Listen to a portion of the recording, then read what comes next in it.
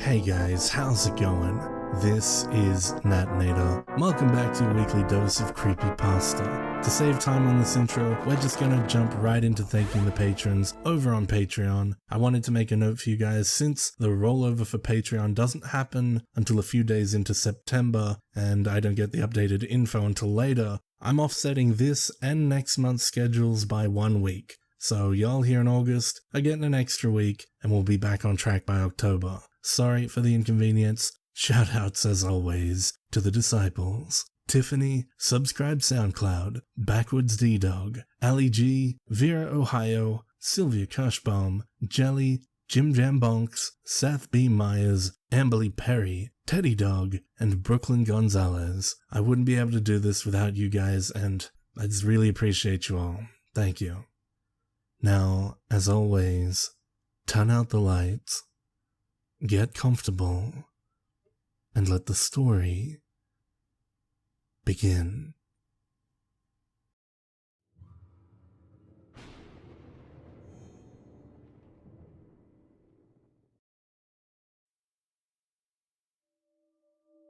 My dad built his dream cabin in the southern Ozarks back in 1991.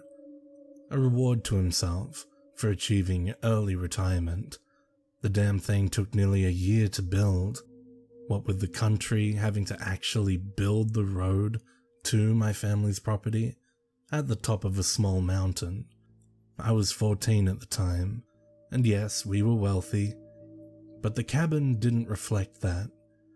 It was simple, unlike most of the monstrosities you see in places like Aspen these days. And at that age, I was ruined into thinking that I'd rather live in a city, where I'd have an easier time being spoiled rotten. I despised being there, to say the least. We moved into the cabin in midwinter, a couple of weeks before Christmas. Everyone was excited, except me, to be moving in to enjoy Christmas morning in front of the big-ass fireplace my dad gloated over. Amelia, my little sister, was 6 at the time, and she was elated that Santa would have such an easy entry point. Our old house didn't even have a chimney. Looking back, the first day was an omen, but there was no way we could have known. We pulled up to the cabin around noon on December 12th, my sister playing Kirby's Dream Land on her Game Boy, and me listening to Nirvana on my Walkman. Again, I was not excited. Mum and Dad were chipper as usual, and it was grating on my nerves. My dad wouldn't shut up about how he'd had the fireplace hooked into the central system so that all the heat would be distributed evenly throughout the house. We all began unloading what we had in the back of the Bronco. Everything else had been moved in, at great expense, a few days before. My father's annoyingly happy face dropped into a mild frown when he shouldered open the front door. "Looks like the movers didn't care too much about the new carpet," he said sarcastically. There in the living room, starting where the wood floors ended from the foyer, was a trail of footprints in the carpet, apparently made with soot, leading from just in front of the entry to the fireplace to the back door. I snorted at my father's comment, which earned me a side-eye for the ages from my mum. We sat down what we were carrying in our respective rooms, and of course, I was tasked with cleaning up the mess, while my dad called the moving company to complain. Whilst I was scrubbing and fuming, it occurred to me that if the footprints were in fact soot, that it would be hard to explain why the fireplace had already been used in a brand new cabin. At the time, I assumed that there had to have been a test run by the builder to ensure everything was in working order. It took me about an hour to bring the carpet to my parents' satisfaction, and then I promptly went to my new room to continue wallowing in my teenage angst. That night, I couldn't shake the feeling that I was being watched in the shower, that someone was standing just on the other side of the curtain. I tried to ignore it, but the feeling worsened when I closed my eyes to wash my hair and face. Finally, I pulled back the curtain, feeling foolish for being such a wimp. Of course, I found nothing unusual. I wrote my paranoia off as just being pissed off from the move, and didn't think much of it. I didn't have another strange encounter for several days, but about a week after I got the shower stalker vibe, Amelia let my mum and I know about her new friend at the breakfast table. "How did everyone sleep last night?" my mother asked, trying to get through my solemn disdain. "Fine," I replied, through a mouthful of scrambled eggs. "I played with the man behind the curtains," Amelia exclaimed. "I told him that he would be in big trouble if he kept getting the rug dirty." "Oh, that's wonderful, honey," my mum said. "I'm glad you've made a friend.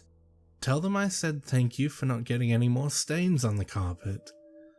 It made me bitter, listening to my mum placate my sister while I was in social isolation. Mum just kept sipping her coffee and reading the newspaper that Dad paid extra to have delivered out that far in the wilderness. There was no fear in my sister's voice, and neither of us even remotely considered the possibility that her new friend was anything more than imaginary. Later that day, I was taking some folded laundry to my sister's room. I put it in her drawer, turned to walk out, and I saw them. 2 charcoal shoe prints under the window curtain, as if someone had been hiding there. Initially, I disregarded them as leftovers from the morning crew, just like the others. I ignored them. Let Mum clean them up, I thought to myself. But it kept nagging at me. I'd helped Amelia get settled into her room, and I would have noticed them. They weren't there before. I still don't know why, but I never told my parents about them. I ultimately did go back to clean them up and carried on. Amelia surely had made them, somehow, as part of her relationship with her new friend. That night, December 23rd, I had trouble sleeping. The feeling that I was being watched had returned shortly after the discovery in Amelia's room, and I hadn't been able to shake it. I hadn't admitted it to myself yet, but a microscopic part of my imagination had begun to suspect something amiss. At 14, I still hadn't quite squashed my fear of ghosts. I kept looking across the room, into the back of my open closet, half expecting someone to be standing there, their shoes covered in black dust. I felt ashamed for being scared, but finally I drifted off, sometime around midnight. I still can't remember what woke me.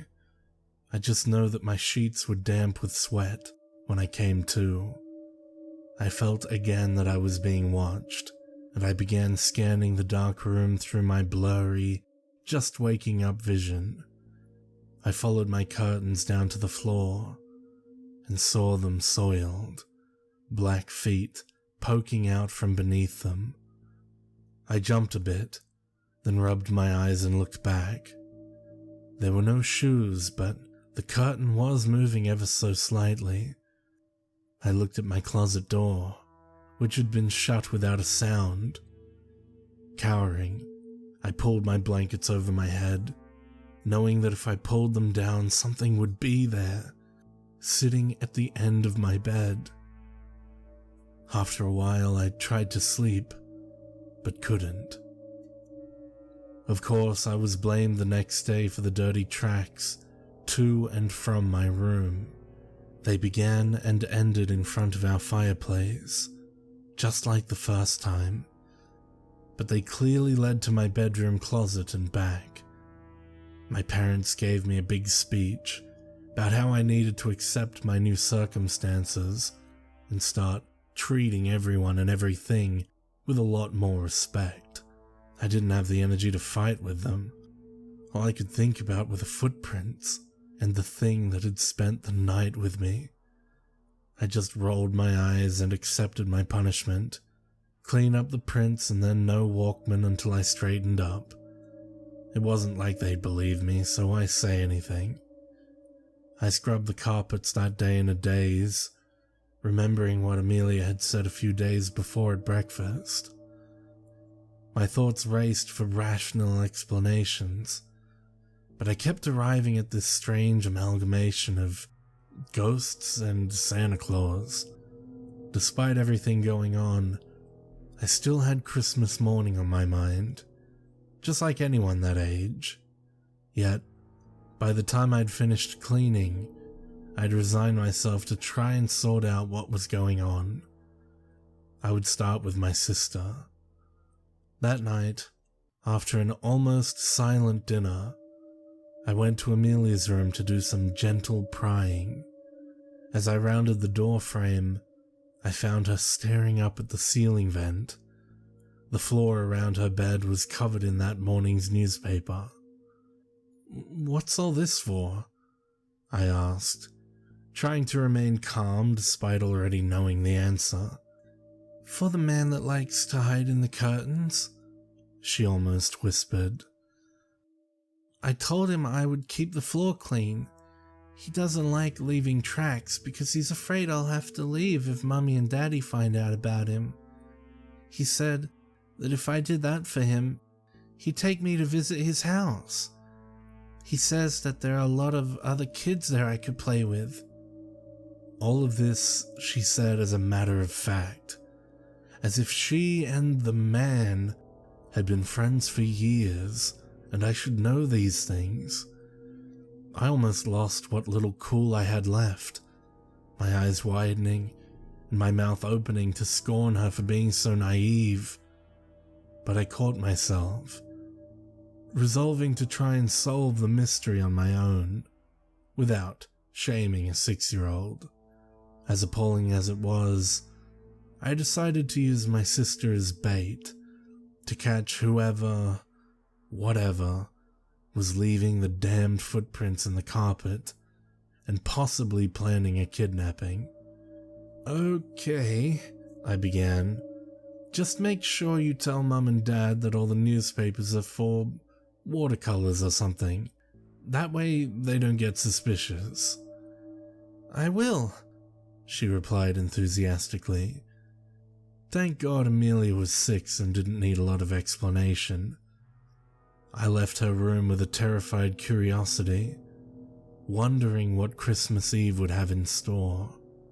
For what seemed to be the 100th time, I lay in bed, unable to fall asleep. I watched my clock tick for seconds, minutes, hours. I knew that should anything actually arrive in Amelia's room, I'd hear the crumpling of paper.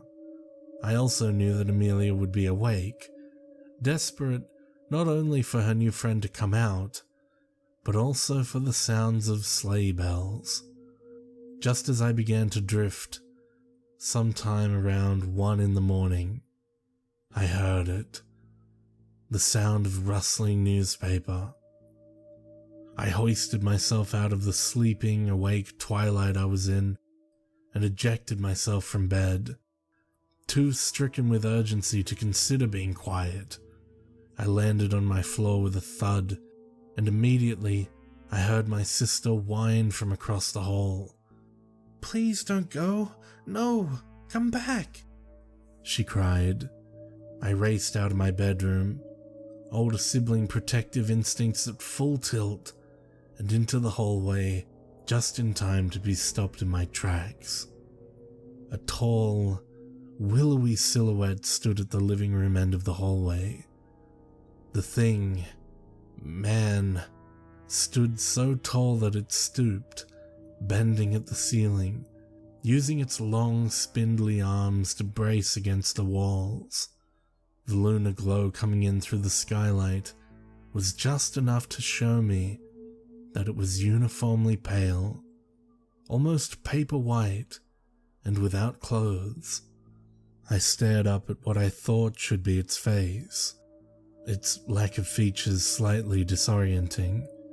It had 2 indentations where there should have been eyes, as if there once were sockets but skin had been stretched over them. I thought I saw a small slit that must have been a mouth. I began to notice that its body seemed thin, almost 2-dimensional, and then it moved.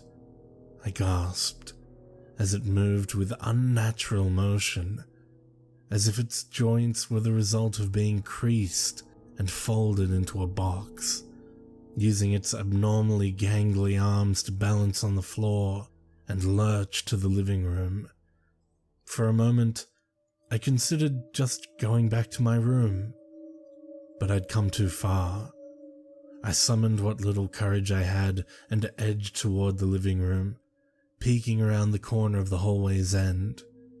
In the moonlight, I followed the trail of greyish footprints with my eyes up to the fireplace, where the twin doors into the hearth stood open.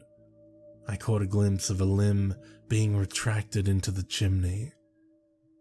I just stared, not daring to move, not daring to breathe too loudly or deeply, lest it come back for me.